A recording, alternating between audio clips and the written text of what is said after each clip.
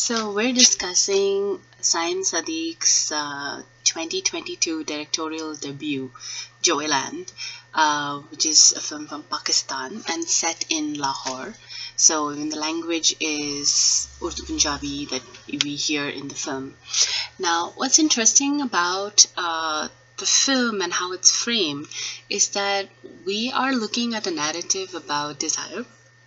We're looking at the idea of freedom. We're also looking at the idea of complexity of relationships. We're not just looking at familial relationships, we're also looking at partnered relationships, right? And we're also, and this is probably the running theme throughout, is a violence that sort of underscores all of this. So it is a film about queer concerns, but it is probably a lot more about freedom. So in many cases, if you had to sort of look at the film and be like, okay, who do we sort of criticize for what's happening in the movie, you would actually have to criticize patriarchy itself, right? Because the primary villain that we don't really see in the film is patriarchy. The fact that there are gender constructs that are painful for whoever interacts with it, be it men, be it women, be it children, be it queer people, right? Whatever be your framework, whatever be your frame of reference, you are bound to feel hemmed in and claustrophobic because of these concerns, right? So the film, in that sense, talks about the idea of identity and having the freedom to sort of express that identity for yourself. And how do you sort of go about doing that? So we are in the opening shots, right?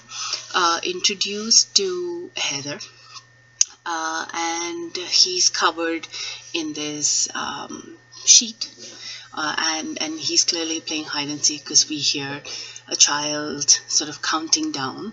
And then he's sort of like searching in the house. So we also get the fact that the background is of a home space, right? And there are lots of doors, and it's also the interior space seems to be very small. The exterior space seems to be brighter, all right? And that contrast is constantly being sort of maintained for it. In fact, we see the framework of the house and the interiority of it being sort of offset by the openness of the veranda space or the entryway and things like that. We're constantly being shown this contrast, right? So we see that, and then when he finally manages to catch one of the children, that's when he sort of reveals himself, and the kids all squeal and scream. And interestingly, they also say that our brother will fight you, if you do this, and you should stop doing this, and you should let us go because our brother will fight you. And you realize later that the brother they're talking about is the as yet unborn child, who, by the way, turns out to be a girl. So we realize that freedom for women, or even young girls, over here is framed by the male relationships in their house. And when we start to think of it as, it's a male-female kind of dichotomy, we start to realize that even the men in the story, Heather for instance, are also sort of being restricted by similar considerations, right? Because he takes care of the house while his wife works. He takes care of his nieces. He helps his sister-in-law. He takes care of his ailing father. But he's not appreciated for what he does. It's kind of like you're good for nothing, and you're not masculine enough because you are not able to get a job. You're not able to do male things, and so you're not good enough, right? And we're frequently shown instances. In fact, right from the beginning of the film, we're shown how he's not masculine enough from the traditional understanding of masculinity. So, for instance, when he takes his sister-in-law to the hospital, right, for her to be delivered of the child because her water breaks, it is the sister-in-law who makes the decisions. Then later on, because as celebration they have to cut a goat, he's not able to slaughter it because he's so discomfited by the idea of it, right? And finally, it's his wife who snatches the knife and she cuts the goat. And you see the camera immediately pan to the father and he looks disappointed, because he's just like, you're not man enough. In fact, he also later on goes on to ask his son, why are you not able to have a child? And he says, Mumtaz is not interested. That's his wife. And the father has a statement, and I'm of course going to say it in translation. Mumtaz doesn't want it, or you can't do it. So again, sort of saying that the woman is a passive recipient in this. Why do you need to care about her opinion? Are you incapable of fulfilling your duties as a man? That becomes the primary concern. That becomes the primary focus, right? And so when he finally goes ahead to get a job, he does get a job, but he gets a job as a backup dancer at a mujra theatre or an erotic dance theatre.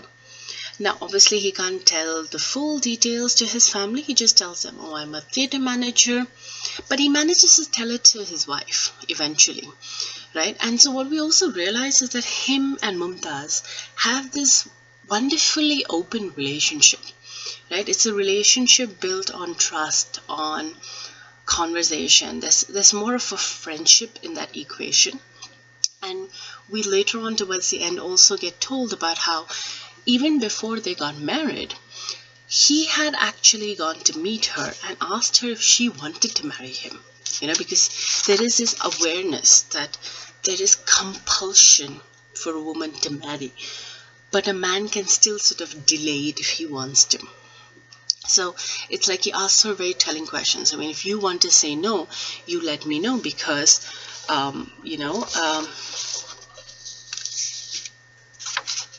and he says these very interesting lines.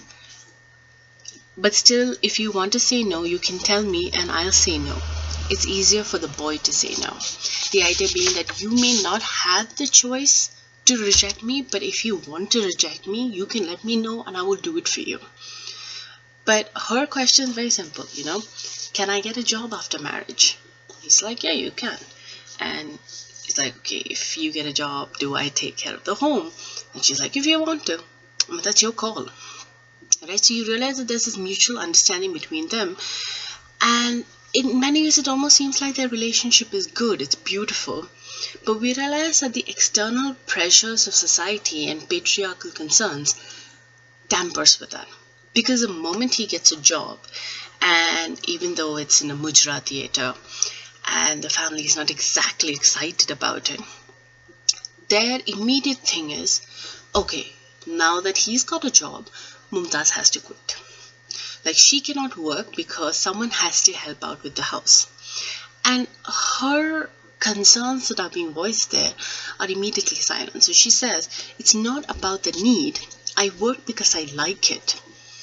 And what makes that entire thing really painful is that while Heather and Mumtaz have a really good relationship, Heather is not in a position to criticize his father or reject his father's concerns. So if his father says, no, she has to stay at home, he cannot say no to his father. And so you sort of realize that male he may be, but there are other ways that the house is controlled, right? And we sort of realize that this is a commentary not just on a Pakistani family in that sense, but it's equally a commentary on any South Asian household that may be conservative enough to sort of restrain themselves within these frameworks. The idea that what must true freedom really look like? Do you truly have access to things? Are you really able to make decisions about your personal life? Can you make choices about what you can and cannot do with your life? What is true choice? What is true freedom? Right? And we see immediately that while, Heather gets to step out, and he's obviously always probably been stepping out as a man, but he gets to step out, have a career. He also starts to discover other aspects of himself. So remember, we spoke about the idea of desire, right? So he discovers, or maybe voices out, the fact that he has desire for someone else. So since he's working at a Mujra theater, the dancer he's working with, her name is Biba. She's a trans woman, and he is fascinated with her. Interestingly, he actually first saw her at the hospital when he went with his sister-in-law for her delivery. But back then when he saw her, he was completely taken aback because she was completely covered in blood. And we find out later that the reason that is because she was with her friend Tina, who was then, there was a man who sort of misbehaved with her, and then he later shot her dead. And so you also realize that one of the things that go hand in hand in this whole thing is that if there are restrictions on desire, if there are restrictions on what kind of relationships you can have, there is also violence that sort of goes along with it. Violence that sort of makes decisions for you or restricts your decisions and access, right? And so in this case, her friend gets murdered and she's sort of covered in blood and left with the trauma of that entire incident. And she's not really able to sort of completely comment on it. She does privately sort of discuss it with Heather, but at the same time it's kind of like this is also a reality of their life, right? And you realize that this violence is in everyone's life. We of course see it more in the lives of the women and different kinds of violence. Even the fact that Mumtaz is sort of forced to live with these restrictions is also a kind of violence. But we're equally told about how there is a similar kind of violence in the kind of tight and restrictive frameworks within which men also have to exist, because Heather enjoys taking care of the home, but his masculinity is constantly questioned. And that's a very terrible thing, because the more you feel undermined, the less confident you become of yourself. So it's a perfectly understandable thing that he also wants to break from those frameworks. And then he sort of, when he finds himself drawn to Biba, he finds an expression for a whole new desire. Interestingly, we also realize that the other desire that he's not able to express is that he's probably homosexual, or may not even be homosexual, but has maybe a more fluid sexual interest, which he cannot express otherwise. And so he finds joy in the fact that he can be with a person like Biba, where he can sort of express that joy. But we equally see that for all that he has experienced restrictions and probably feels horrible about what Mumtaz is going through, you realize that he's equally placing restrictions on his partner. So when Biba tells him, I'm looking forward to getting my surgery done, he doesn't want her to get the surgery done because he likes her the way she is. Now that sounds like such a wonderful statement. I love you for who you are. But she's like, no. How can you make that decision? Do I really need your opinion? And in fact, she says, there's an interesting statement she makes. Whatever I'm doing it for myself. I don't really need your opinion on it. I don't really need you to approve my decisions. If I want to go through the surgery, it's because I want to go through the surgery. It's not your call to make. And we realize much later, when we are sort of shown a failed attempt at lovemaking, that the reason he probably does not want it is that he probably likes to be penetrated. And that would be a desire that doesn't get fulfilled if she were to get the surgery done. But for her, it's a sense of, you have not acknowledged me as a woman. You are still looking at me from that lens. And that's a problem, because that's not what I see myself as, right? And that's a very interesting framework. Similarly, another way we can look at this entire thing is that just because she's a trans woman who is taking great pains to live on her terms, dealing with a lot of criticism, because there's a lot of transphobic statements right through the film. In fact, the casual transphobia Nuchi, his sister-in-law, and his wife Mumtaz, who like look at her photo and they're like, oh, she's really pretty, but oh, she's not a she. So in which case she's not a threat, because I mean, who would go for somebody like that? So those kind of really casual kind of transphobia is present throughout the film, and it's like realistic but also problematic, because you see sort of a sense of how society sort of looks at these concerns, right? But like I said, I mean, just because she may have, broken through societal frameworks doesn't mean that she doesn't have similarly traditional viewpoints of masculinity.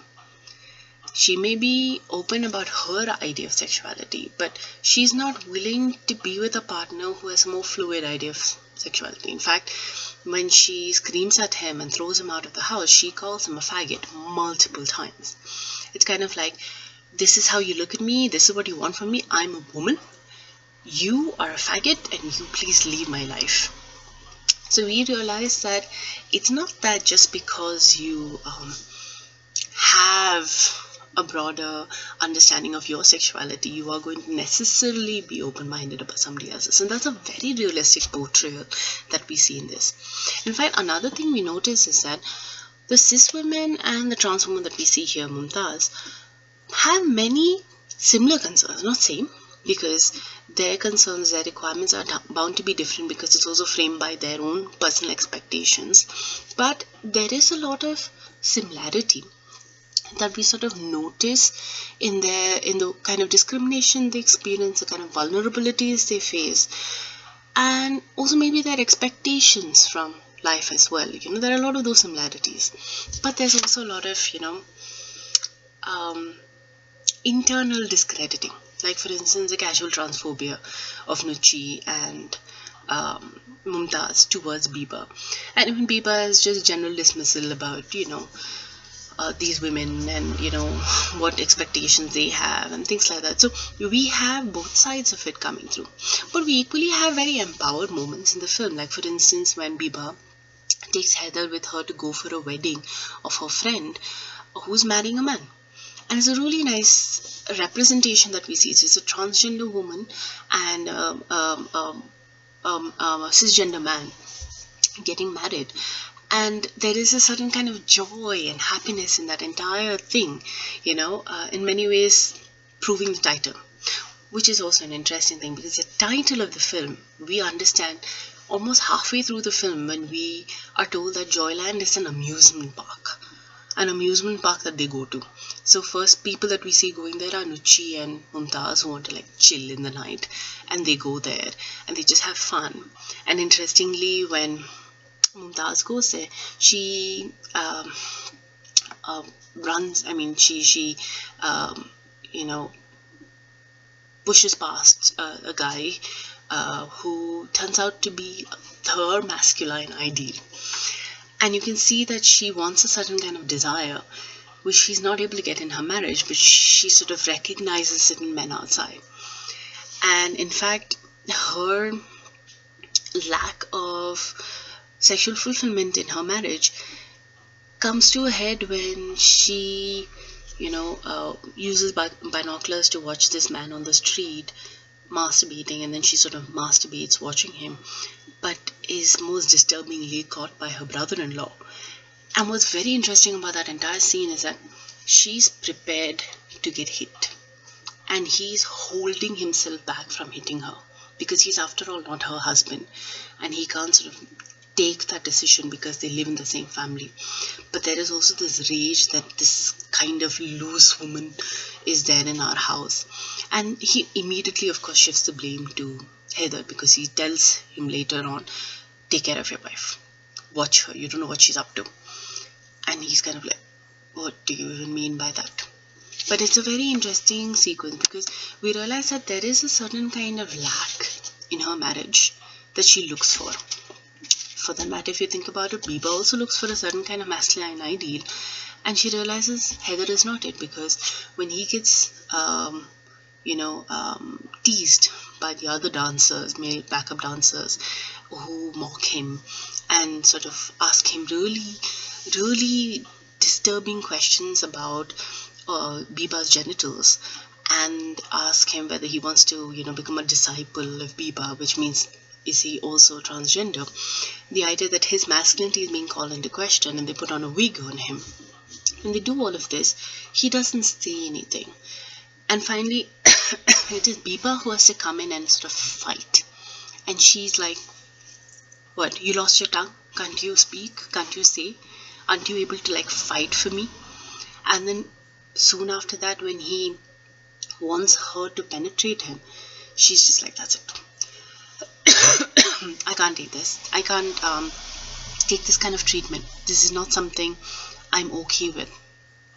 And so you realize that there are certain ideals, there are certain expectations we all have. And there's nothing wrong with it. It's just that we're also expected to settle for certain things. We're expected to put up with what we have.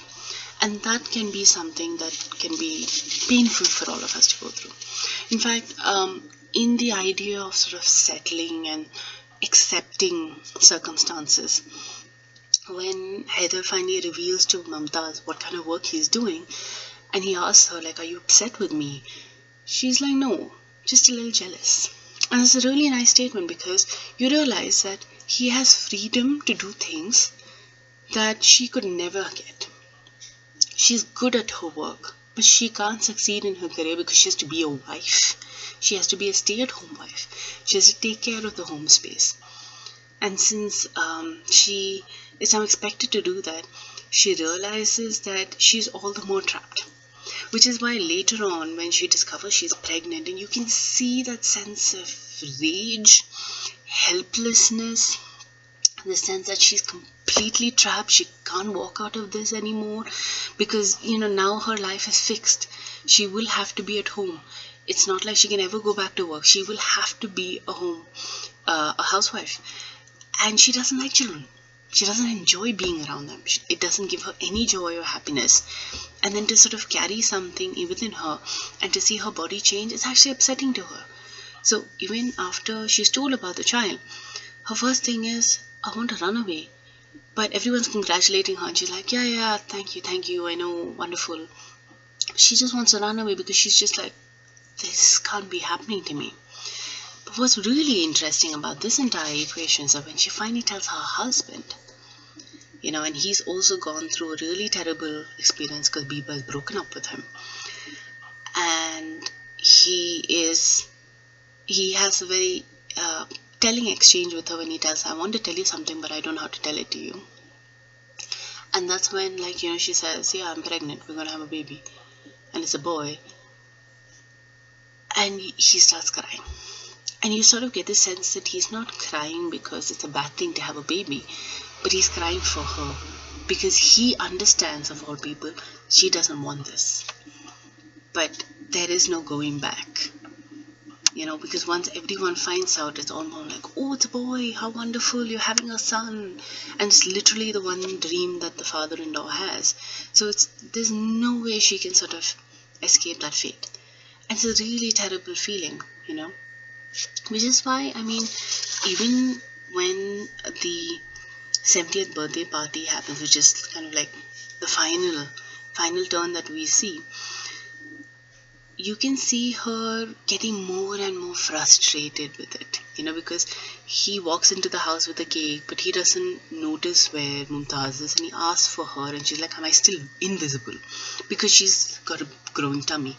How can she not be visible? Because her body has changed so massively. For us, we register that her stomach is not that massive. Even if she's 8 months pregnant, it's not massive. But to her, it's like everything has changed. I have no control over my body. It's not mine. It's been taken over by something. I don't know what to do with it. And you realize that her body is all people really value, because when she finally kills herself, her brother-in-law is not mourning her death. In fact, he's talking about what a horrible female, why did she do this now? Couldn't she have waited for 1 more month and then kill herself? The idea that she does not matter, the baby does. Especially it's a boy, then she shouldn't have done it. What exactly was so troubling here that she had to kill my brother's son? It's not Mumtaz. It's not Mumtaz's concerns. It's not her fears. It's not her anxieties. It's not her frustration. It's the fact that she lost a baby and she lost a boy. That's all that matters. Like, she's reduced to her body. And you realize that that's the danger of what patriarchy does. It decides your identity based on your body, completely taking away that autonomy that you would have over your physical self, because your physical self is determined by frameworks that have been laid in place by somebody else. And that is what makes the whole thing so particularly upsetting. But what is important in that entire equation is that when he says this, it is Heather who gets angry, finally speaking out, you know. And even that is sort of being criticized, because what his brother says is that, what a day to finally show your machismo. Like, wow, if you had been masculine before this, maybe we wouldn't have had this situation. But the sister-in-law, Nuchi, is interesting because she speaks up and she's like, we all killed her. How can you sort of act like she's at fault? You didn't understand her frustrations. You didn't understand what she was being placed under. The fact that we didn't acknowledge it and give her another solution is what really drove her in this. And that is our fault. That is not her fault. Because she must have been struggling so much, finding it harder and harder to manage this. But we did not try to make it easier for her. So how can we blame her for it? And that's a very important conversation that happens. And what you also realize is that if death, loss, all of these things are the primary frameworks of the story, it's actually being foreshadowed to us much earlier on in the narrative. And in fact, very interestingly, all in the conversations between Heather and Biba. Like, for instance, when Heather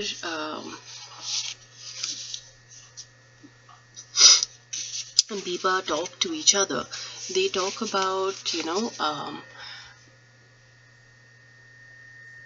about how, say, for instance, the most dangerous thing. In fact, there's a very interesting line that comes in that, where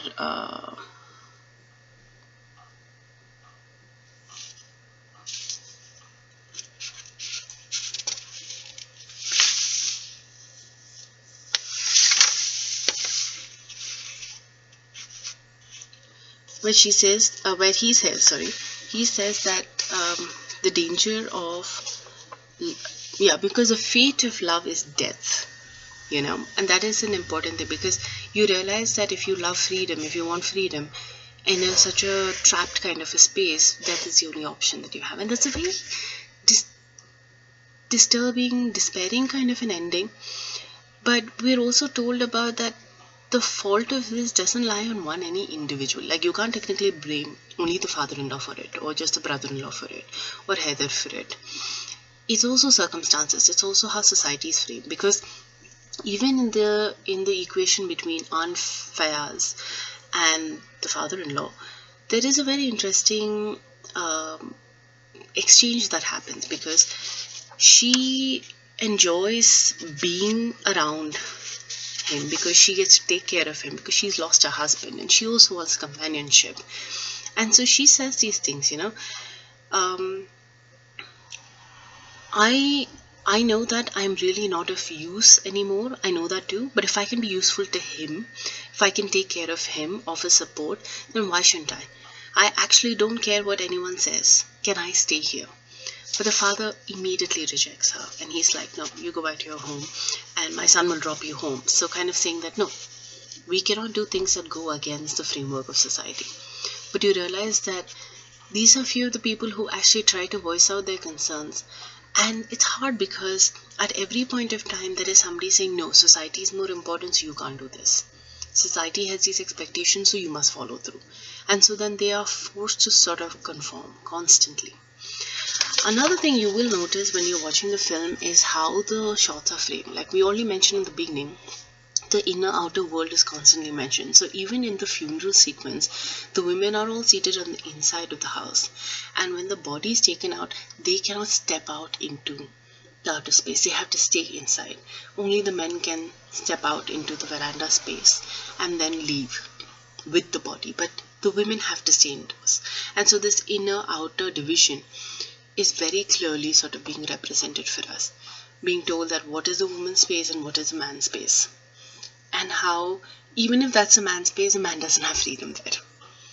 So which is why when finally at the end you have Heather taking a train, going to Karachi, leaving his stuff at the seashore and just walking into water. It's a very important sequence because it is Biba who talks to him about the ocean and who says that, you see how the ocean is so big and man is so small. And there is also a conversation he has with Mumtaz where she says that she has seen the sea when she went to Karachi. But no, I just dipped my feet. My aunt wouldn't let the girls go in because our clothes would get wet. Even there is a restriction. You can see it, but you can't experience it. You have to stay outside. And that's something that comes out over and over again in the film. And so we wonder if the title of the film comes from the amusement park in the movie, which later on becomes Heather's workplace. Is it a commentary on the idea of joy exists but only in contrived space? Or is it that joy is out there but we have to be given an opportunity to step out? Or is joy something that can only exist when we break away from the normal confines of society? There are multiple ways to read the idea of Joyland. Thank you.